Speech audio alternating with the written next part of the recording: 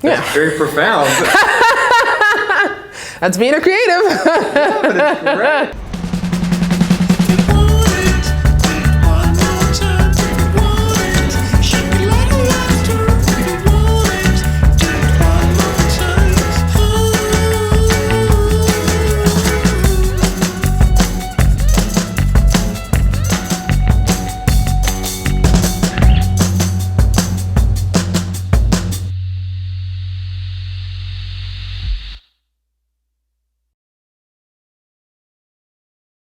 I am Jess Cuffe. I'm a character designer and storyboard artist located in LA.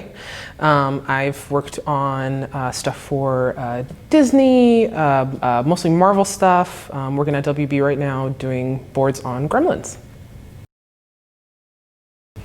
I'm here for the Kidscreen Summit. Super exciting, to talk on Quite a Character, the panel discussing character design and animation.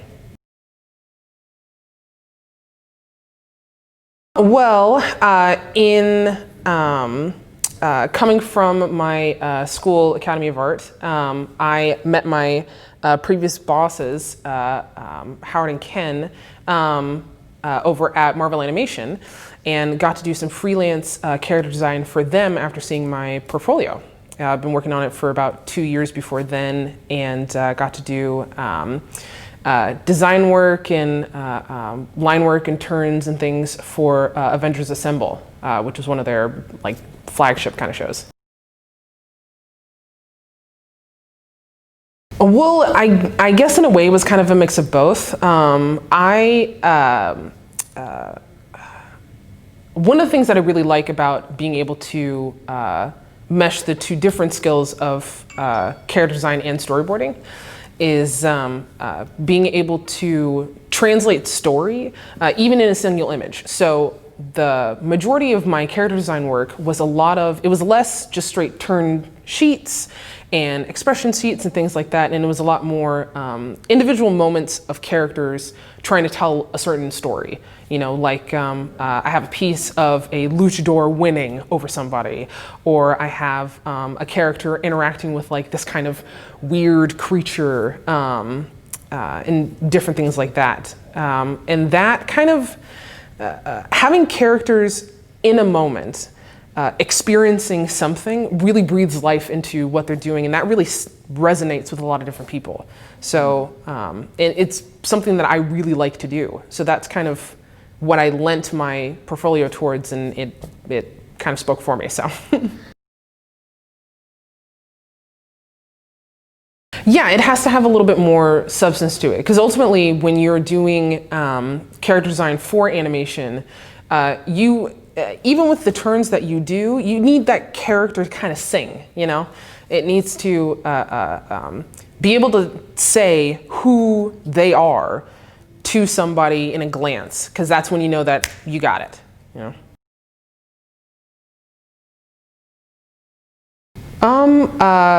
It's a lot from experience, like my own life. I have a younger brother, and we did all kinds of crazy stuff together. So some of my stories kind of draw from that. And my mother actually was very into comics when she was a little girl, and she's been collecting it through her whole life. And so me growing up, my mom introduced me to one of my first heroes was Batman. Right.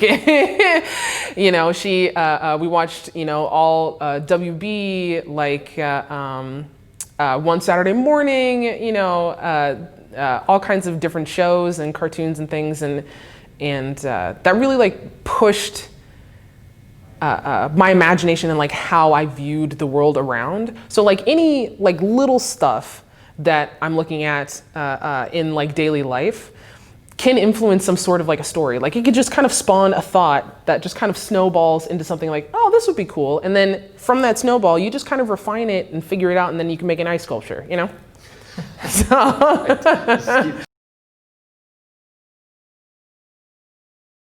I really feel that you stand out the most when you are telling a story. When a lot of character designers will have individual images of characters, right? Just kind of by themselves, this character looks cool. And everybody is going to try to aim for this looks cool, and then that's going to be that's going to kind of toss you into the mix of the flavor of the week. Like, what does your production manager feel like? Well, I guess this kind of fits today, but then you need that to translate to tomorrow, you know? So some of the best character designs actually tend to be characters kind of interacting with either each other, the environment, trying to sell the story that they're supposed to exist in. You give a sense of, with one character or with several characters usually, at least, you know, two in an image. If you have them interacting together, you're already building the world that they're supposed to belong to. That gets somebody, even somebody that doesn't draw all the time, that gets their imagination going, being like, oh, I wonder what they're gonna get up to. I wonder what this is gonna do, blah, blah, blah. So that'll spark somebody seeing an animated show already. That's what you really want to aim for. If you're going to be doing stuff for animation, if somebody's looking at your character design, they should feel it being animated as they're looking at it.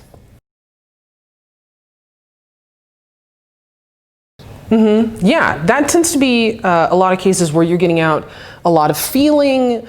It's your thinking drawings. Everybody loves seeing thinking drawings, even if they're like a tad messy. I mean, not unclear, but even if they're a little bit messy, a little bit thick, like so many people just adore Glenn Keane's roughs going through. I'm 100% one of those people, but he has like thick, super dark lines, and like when he's going through his beast drawings, he's making sure he's really hunched or his teeth are super bared. Like all of those push this idea of your drawing already being animated without having to add extra frames, without already storyboarding it. Even in the one image, somebody can see how that character is supposed to move, supposed to act, supposed to feel. That's super exciting for a lot of people. So if you can really hit that kind of a note, if somebody's looking at it and being like, oh, cool, she's a witch, she's kind of doing this, doing that. As they're describing it, you can already see that they're into it. If somebody's like, especially if somebody's using their hands to describe what's going on, they're already sold.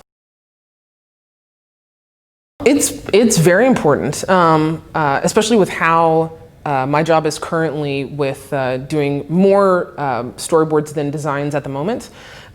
It's really important for me to be able to go back and do personal work, like do something where I can just feel about something, you know?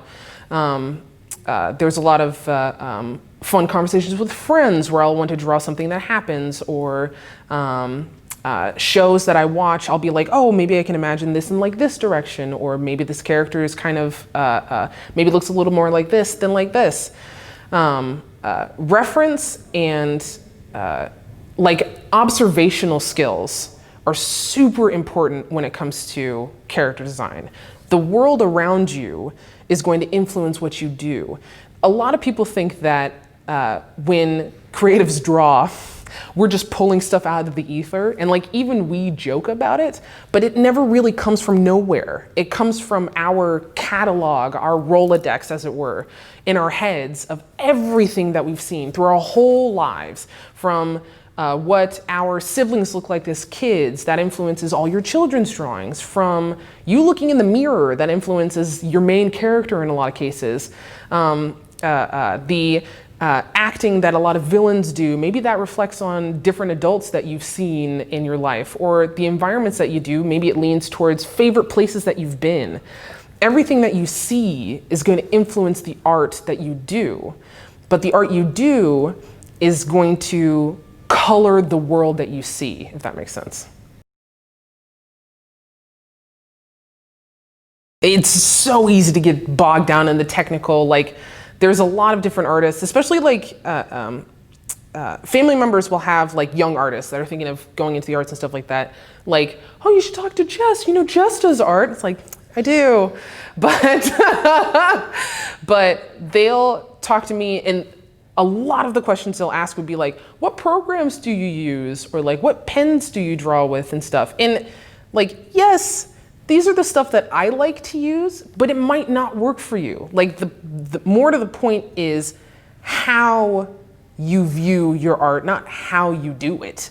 You know, you could use, I mean, I've even used like Bic ballpoint pens versus like the most expensive like Copic ink markers, you know?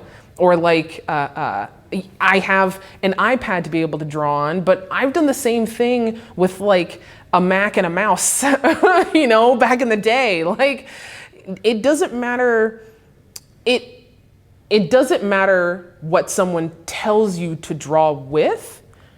If you find what works for you, that's super great. It's how you use that. You could use anything and still make art. It still works.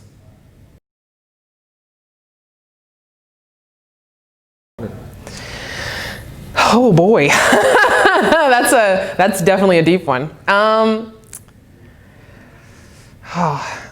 I'd probably say that everybody's been in a position where they felt that the fake it till you make it kind of drive, kind of mentality, you know, where they've been given advice where like, just say yes, you'll figure it out on the job. Or like, just say yes, they'll teach you, you'll figure out this program, they'll show it to you, blah, blah, blah, it'll be okay. And that can be really nerve-wracking because then you feel like you're on this tightrope, right, between two incredibly tall buildings and there's no one yet, and there's the one family member or like one best friend on the side that's like, you can do it, but you're halfway across and you're like, I don't know if I can still do this. That will probably always feel nerve-wracking. It's just jumping into something. But you never know if you're good at it until you try. And being a creative, being an artist, this is the perfect job to put yourself in a position to try all kinds of stuff, to really figure out what you're good at. And you're gonna be in a position where you can figure it out really fast. You're gonna be in a position where you figure it out super slow. But this is the job that's supposed to get your brain going to figure that out. You can try a million different things, right? You can turn into a person that's a jack of all trades. You can turn into a person that's super amazing at character design or like the best animator. But you never really know unless you try. And this is the job to let you do it. I am on all the social medias, pretty much everything. You can look up Jess Cuffe, or that's Jess Cuffe, C-U-F-F-E, or you can follow me on Instagram, Twitter, Tumblr at Evie Enchantress, EVIENCHANTRESS. It's the same everywhere.